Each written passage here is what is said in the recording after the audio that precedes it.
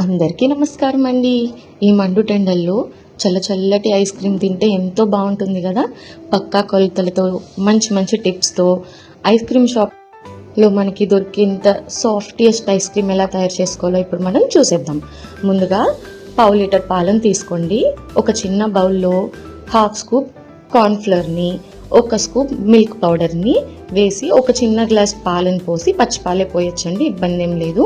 నీట్గా ఫోర్క్తో బాగా కలిపేసేయండి. So that మీకు లమ్స్ అనేవి రాకుండా ఉంటాయి. ఏ లమ్స్ లేకుండా చూసుకోండి. తర్వాత మనం తీసుకున్న పావు లీటర్ పాలను పొయ్యి మీద పెట్టి మరిగించండి. ఇంకా అవి పొంగుతున్నాయి అనగా ముందుగా రెడీ చేసి పెట్టుకున్న కార్న్ఫ్లవర్ మిల్క్ పౌడర్ పేస్ట్ని అందులో వేసేసి కంటిన్యూస్గా కలుపుతూనే ఉండండి. ఇది బాగా చిక్కబడాలండి. ఒక పొంగు వస్తుంది. ఒక పొంగు వచ్చిన తర్వాత కొంచెం బాగా కలిపేసుకొని పక్కన ఉంచండి. అస్సలు స్పూన్ తీయకూడదండి, కలుపుతూనే ఉండాలి.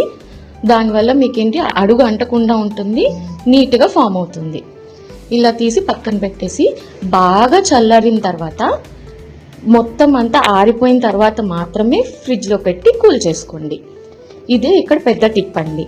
ఇవాళ నేను చేసే ఐస్ క్రీమ్ బేస్తో రోస్టెడ్ ఆల్మండ్స్ అండ్ క్యాష్యూస్తో ఐస్ క్రీమ్ చేయబోతున్నాను. అందుకని ఇక్కడ నేను ప్యాన్లో నెయ్యి వేసుకొని ఆల్మండ్స్ని వేయించి పక్కన పెట్టుకున్నాను. ఇప్పుడు ఒక బౌల్ తీసుకొని అందులో విప్పింగ్ క్రీమ్ అండి. ఈ విప్పింగ్ క్రీమ్ తీసుకొని నేను 250 గ్రామ్స్ది తీసుకున్నాను.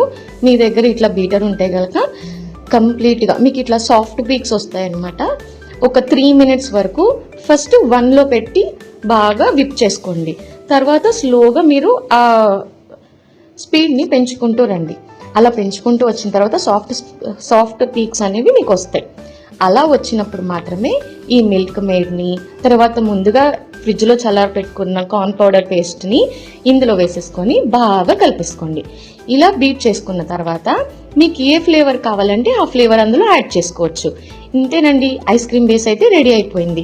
సో ఈ ఐస్ క్రీమ్ బేస్లో నేను ముందుగా రోస్ట్ చేసుకున్న ఆల్మండ్స్ అండ్ క్యాష్యూస్ని పొడిగొట్టుకొని వాటిలో కలిపి మళ్ళీ ఇంకొకసారి బీట్ చేసుకొని ఇలా ఐస్ క్రీమ్ బాక్స్లోకి సెట్ చేసుకున్నాను.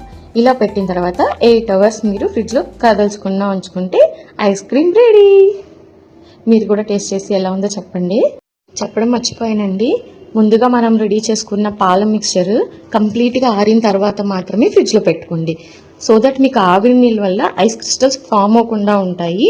మీరు ఐస్ క్రీమ్ రెడీ చేసుకున్న తర్వాత కూడా కంప్లీట్గా సీల్ చేసి ఉంచండి. This is the main tip అండి. నేను చెప్పడం మర్చిపోయినట్టే ఈ చంద్రం ఏం అడిగాను, దానికి ఏం సమాధానం చెప్పాలో మర్చిపోయాడండి. ఈ షార్ట్ చూడాలనుకుంటున్నారా? అయితే కింద ఉన్న డిస్క్రిప్షన్లో లింక్ ఇచ్చాను, చూసేయండి.